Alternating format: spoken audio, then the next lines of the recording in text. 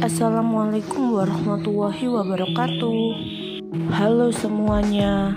Perkenalkan, nama saya Elia Aziza Rahmawati dari kelas 10 IPA 1, nomor absen 20. If you don't start a conversation, you won't have one.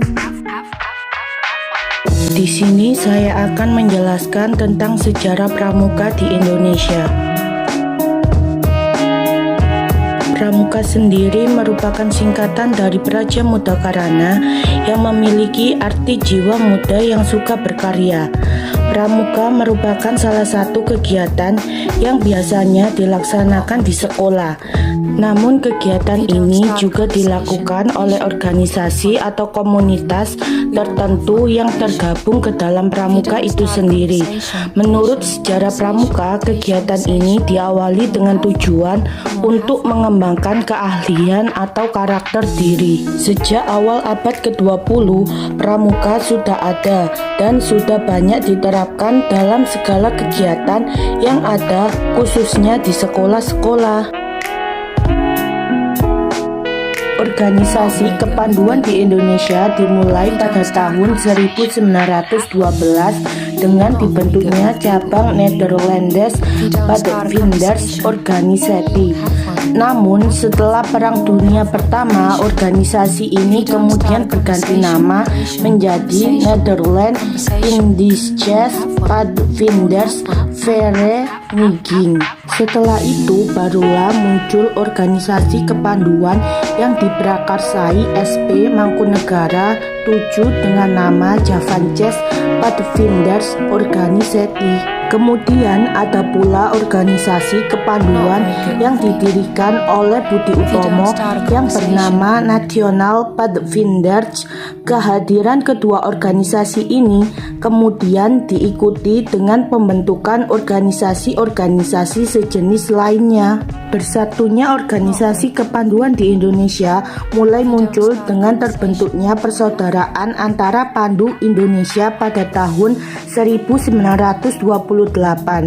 Namun, upaya untuk mempersatukan seluruh kegiatan kepanduan di Indonesia baru membuahkan hasil ketika Badan Pusat Persaudaraan Kepanduan Indonesia atau BPPKI menggelar Perkemahan Kepanduan Indonesia OEMOEM Perkindo di tahun 1941. Setelah tahun 1941, perjalanan eksistensi organisasi kepanduan di Indonesia pun mengalami masa-masa sulit. Sebulan setelah Indonesia menyatakan kemerdekaannya, beberapa tokoh kepanduan berkumpul di Yogyakarta. Mereka bersepakat untuk membentuk Panitia Kesatuan Kepanduan Indonesia sebagai suatu panitia kerja. Hal ini menunjukkan pembentukan suatu wadah organisasi kepanduan di seluruh Indonesia. Kongres tersebut dilaksanakan pada 27 sampai 29 Desember 1945 di Surakarta yang menghasilkan terbentuknya Pandu Rakyat Indonesia. Barulah pada 1 Februari 1947 pemerintah Republik Indonesia mengakui Pandu Rakyat Indonesia sebagai salah satunya organisasi kepanduan yang ditetapkan dengan keputusan Menteri Pendidikan, Pengajaran dan Kebudayaan nomor 93 Bab A. Hingga akhirnya pada 1948 Pandu Rakyat Indonesia dilarang keberadaannya oleh Belanda di setiap wilayah yang masih dikuasai Belanda. Keadaan tersebut mendorong berdirinya perkumpulan lain seperti Kepanduan Putra Indonesia KPI, Pandu Putri Indonesia PPI, Kepanduan Indonesia Muda KIM. Beberapa waktu kemudian, tepatnya pada 6 September 1951, pemerintah mencabut keputusan nomor 93 Bab A tertanggal 1 Februari 1947 yang mengakui bahwa Pandu Rakyat Indonesia merupakan salah satunya wadah kepanduan di Indonesia. Setelahnya, pada 16 September 1951, wakil-wakil organisasi kepanduan mengadakan konferensi di Jakarta.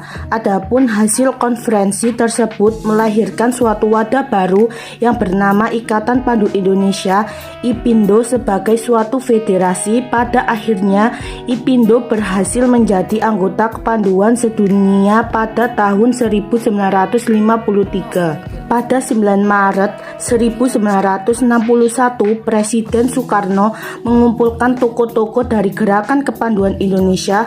Presiden menyampaikan bahwa organisasi kepanduan yang ada harus diperbaharui, aktivitas pendidikan juga harus diganti, dan seluruh organisasi kepanduan yang ada di Indonesia akan dilebur menjadi satu dengan nama Pramuka. Pada 14 Agustus 1961 dilakukan Mapinas, Majelis Pimpinan Nasional, yang ditandai dengan penyerahan panji-panji pramuka oleh Presiden Soekarno kepada tokoh-tokoh pramuka. Acara ini pun turut dihadiri oleh ribuan anggota pramuka di seluruh Indonesia.